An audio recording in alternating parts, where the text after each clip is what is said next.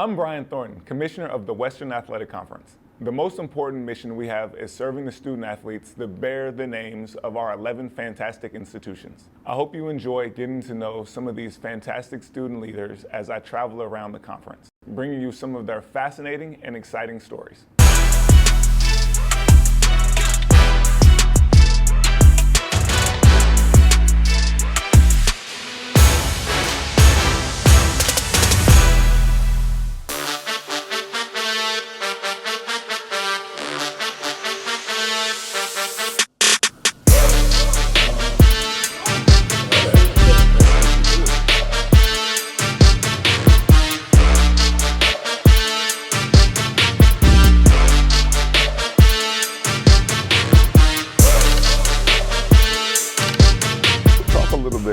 About your experience of getting to UVU. You know, how did you go from playing soccer in Hawaii to getting to Orem, Utah? Yeah. Okay, so born and raised Hawaii. Came from a soccer family, played club there. We had to travel to California and Vegas to do the showcases and get ourselves out there to coaches and stuff to get recruited. My coach networked with San Diego Surf, and at that time, Chris LeMay, which is my coach here, he was coaching San Diego Surf, and he was in Cali coaching them. So I guest played for him and his team when I was like 11. Oh, wow. So this is a long-standing relationship. Yes. So he got the head start. Yes. Yeah. So you had to have some serious maturity. And your parents had to trust that, like, when you're away from them, like, you can handle your business. You can be on good behavior. You're staying with a new family. You don't necessarily know who they are. Yeah. All those things. Yeah, so then I reached the high school age, and I'm in high school recruiting age. At that time, we just talked, and he just got the job at UVU, and he was like, "You're my first recruiting class." So I verbally committed to him without ever being to Utah, knowing even kind of what Utah was. I'm like, okay, never thought of it, never knew anything about it, never visited anything. So you just believed in him. It didn't matter where it was at. Yes. It was him. Yeah. So it was more so I knew what I was getting myself into. I know what kind of coaching style and playing style he is. Mm-hmm. So all those boxes ticked, and I was just like, okay, it was kind of a leap of faith of am I going to like the school? Is the schooling going to be right? I've never been to Utah, so I don't know. Snow was a factor for me. Yeah, so I was Hawaii, like, oh gosh. Utah. Yeah, so that was kind of things that still got mountains. I was considering beautiful mountains, which I love. You just finished your 5th year of soccer. Mm-hmm. Now what? So I'm currently in my MBA, so it's a year program, a fall, spring, summer. Okay. So I have so many options right now. That's just so open. So we're trying to narrow it down. But so many options. Let's talk about those options. Let's flesh that out a little bit. Okay. So hit me with a couple. Finish school and then just find a job and enter the workforce. Okay. The next one is we're exploring an agent to see if I go pursue playing overseas and explore playing professionally at some point or somewhere. And then I always have the option to go home, back to where my family is and all my friends, and back to Hawaii. Okay. Boyfriend's out east at Bowling Green, Ohio, so I can move out east. Okay. Or stay here in Utah. Those are a lot of options. I mean, we might have to take those one at a time. Yeah. So, they'll narrow themselves out. So that's what I'm excited for, and things will fall into its own place. But it's exciting. If you do get that opportunity and it's a situation that makes sense to play soccer for a little bit longer, maybe try it. Because like you said, you're never going to have that opportunity. You're not going to 7 years from now be like, oh, you know what, maybe I'm going to go try professional soccer. Exactly. You have a finite window. And, like I said, from my experience, even though I only did it for a year, it's something that I'll never forget. Yeah. And, you'll always be able to tell your kids or whoever, I played professionally. And, that's something so few people actually get the opportunity to do. So if you have that opportunity, take full advantage of it. Yeah. And I just think that things happen for a reason and doors open at random times or whatever. That's right. And I just think I have I envision myself kind of just things leading to another, and then I'm like in a position where you're at now, where you're just like, it's perfect, it's everything you wanted, and it fits what you want, what your family wants, what your kids love, and all this stuff. So I hope that's the route I go. Obviously, I think it's amazing to hear different people's journeys. And one thing that I will tell you, one piece of advice, not that you asked for it, is... No, I was going to ask for it, so that's perfect. Don't be afraid to take a risk. Don't be, you took a leap of faith when you came to UVU, sight unseen. So I know that you're somebody that is not afraid to try something that's different or maybe out of the norm.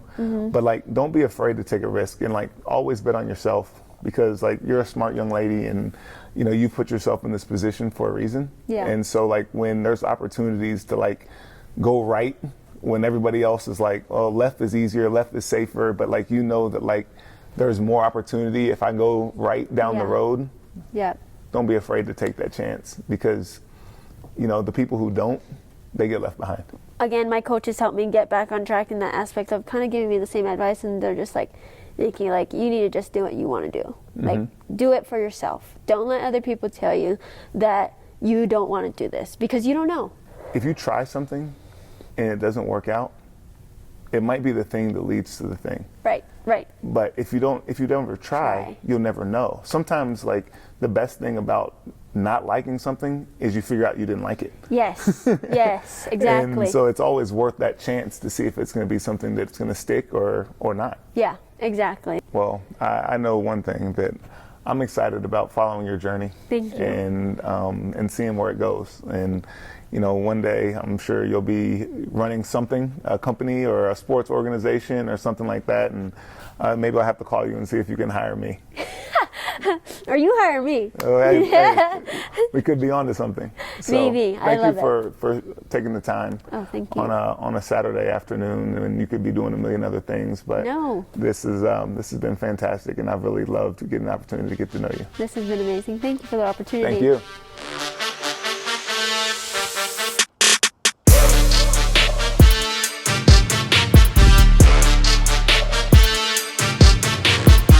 What's up, man? Nice to meet you. Yeah, good to see you, man.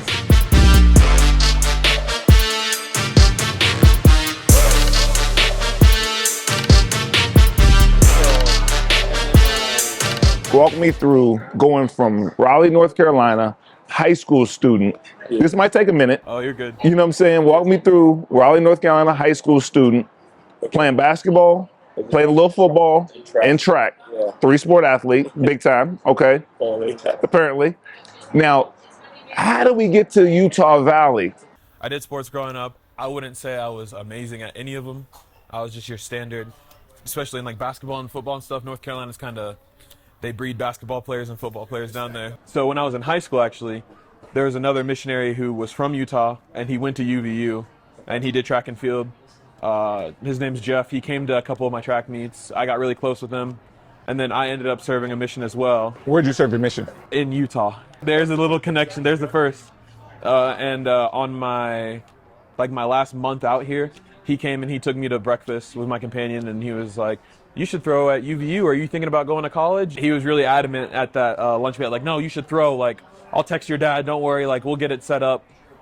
And so I ended up going home, and I got home. My mom's like, you need to apply to go to UVU. It's like, I will, but like that's not really where I want to go. She's like, no, you need to do it, but you're from the South. You listen to your mom. So I had to listen to my mom, and I did it. I got in. So I came out here, didn't really have that track and field connection or basketball connection, and so I kind of walked into our basketball practice facility one day. It was unlocked. I love basketball, like I said, growing up, and I saw it and said Newbie basketball. Freshman, don't know anybody, thousands of miles from home. Yeah. You walk in, you see Mark Madsen, another big guy like us. Yeah. It's always nice to see another big guy. Yeah, it is. So what was that conversation like with Mark? I was just kind of standing in the facility, and he walked up, and he was super, super nice. He shook my hand. He said, what's your name? Where are you from? And he's like, are you interested in like helping out with basketball or playing basketball? I said, yeah, sure. I love basketball. Yeah. He put his arm around me. He goes, oh, then let me introduce you to the coaches. And I go, okay. And it was pretty cool. And he's like, just come in. You can work out with us and stuff like that.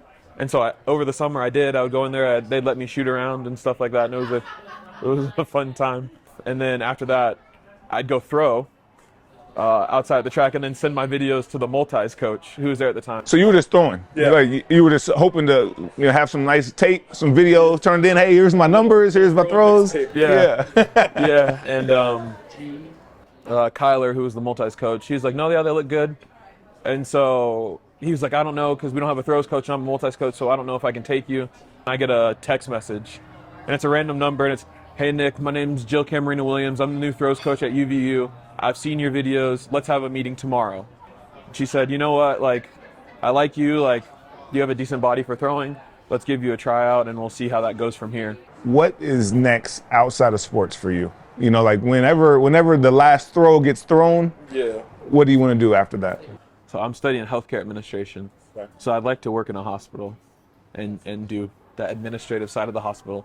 Luckily, I found healthcare administration, and my mom's in the healthcare. Okay. What does your mom do? So she is the clinical manager of labor and delivery at UNC Hospital. I decided, but she helped me with that on like, maybe you should do healthcare administration, look into that. And she's had connections, and I've got to talk to people out there and here. And so I kind of fell in love with it. And then as the classes I'm taking that apply to it, it just seems like something I'm interested in. When I was your age, I didn't have a direction. Right. You know, I didn't have any idea necessarily what I wanted to do. I mean, I don't even know how I ended up as a commissioner, but I certainly how old are you?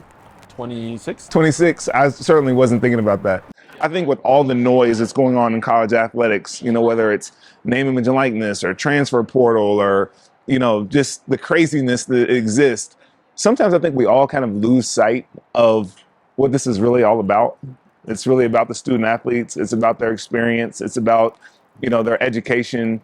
And it's not just education opening the books. It's life education. Yeah. You know, it's their opportunity. How do you apply that once you leave campus and move into whatever professional realm you go into? Like, how can I take that with me? How can I take those experiences with me? So it's really been awesome getting the opportunity to spend some time with you. Yeah, you as well. And just learn more about your journey, more about your experience at UVU, but more importantly, who you are.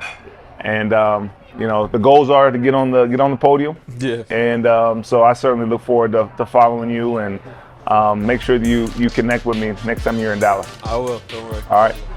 My man. It was nice to meet you. Enjoyed it.